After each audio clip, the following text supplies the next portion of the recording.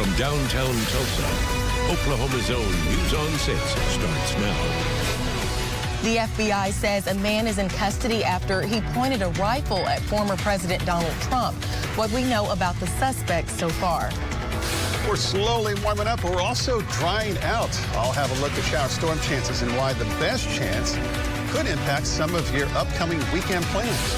The Tulsa Housing Authority will close wait lists for affordable housing this week. What this means for thousands who have already signed up.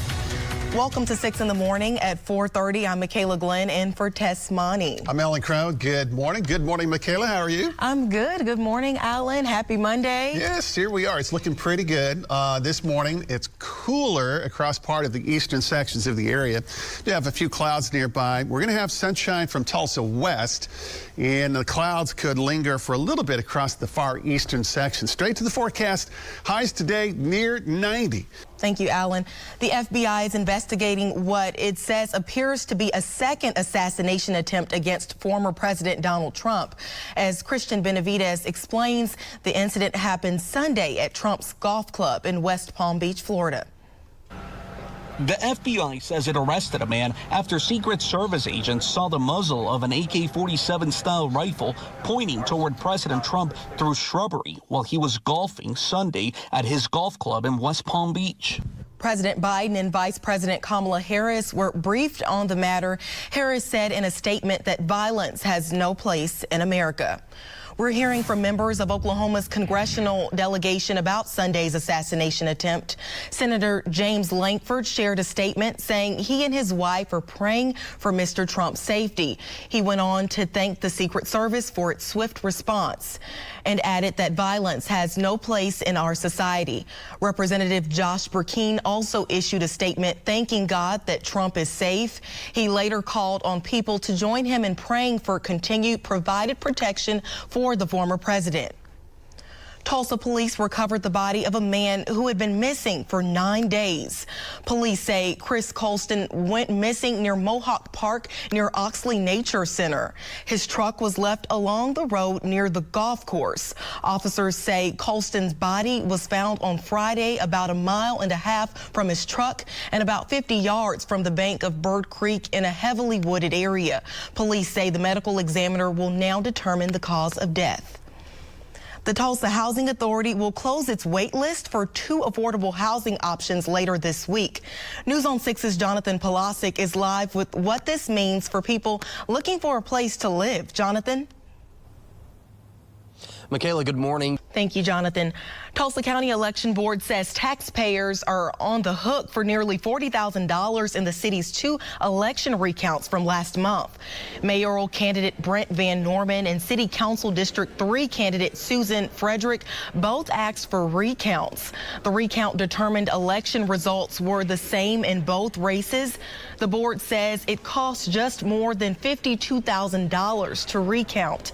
Both candidates had to pay for part of the cost if the results didn't change, but taxpayers will still have to pay about $40,000.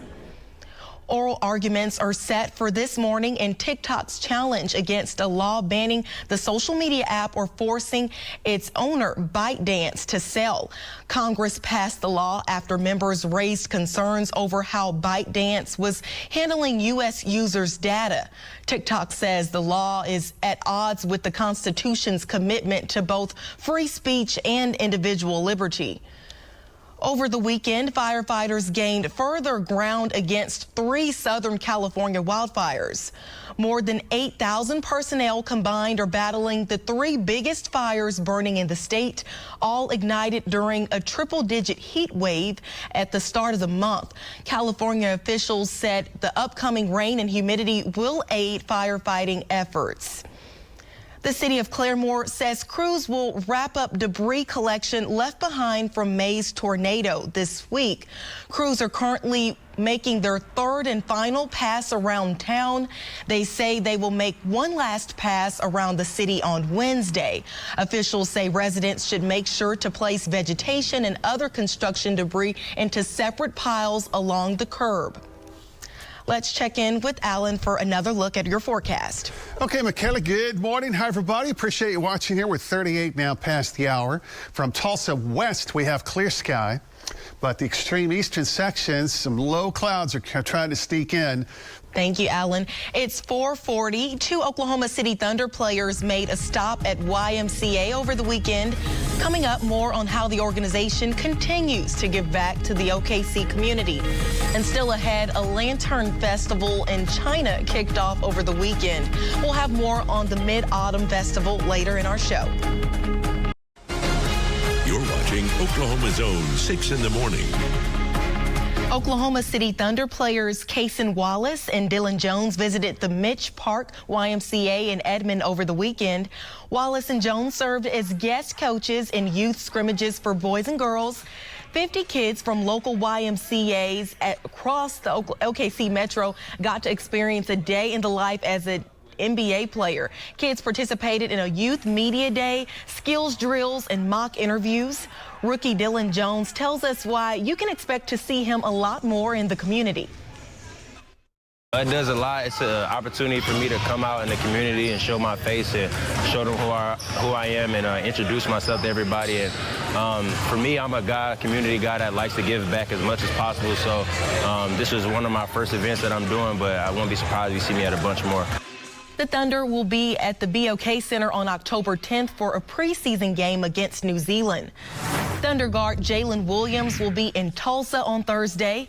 He'll be a keynote speaker at the 21st Annual Champions of Health Gala.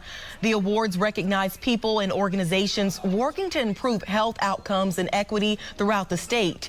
Williams will discuss his health journey as a professional athlete and his efforts to give back to the community. You can get tickets to the event at championsofhealth.org. The city of Tulsa is celebrating Welcome Week. It's a week dedicated to supporting refugees and immigrant communities.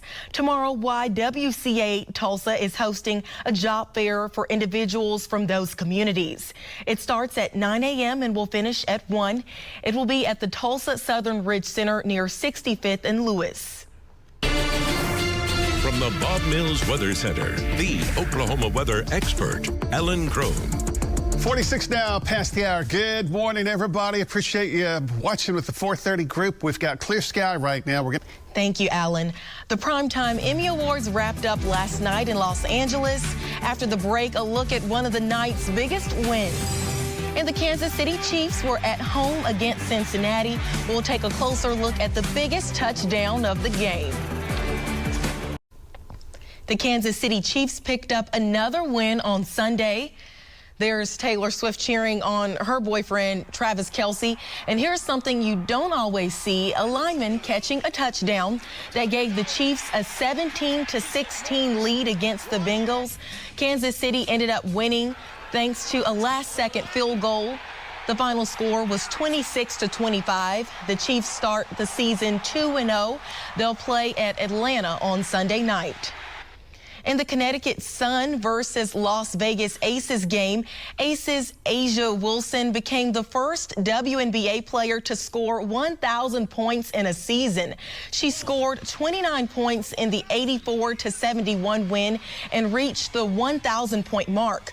Earlier this week, Wilson broke the single-season scoring record of 939 points that Jewel Lloyd scored last season. The Aces still have 2 games left in the regular season.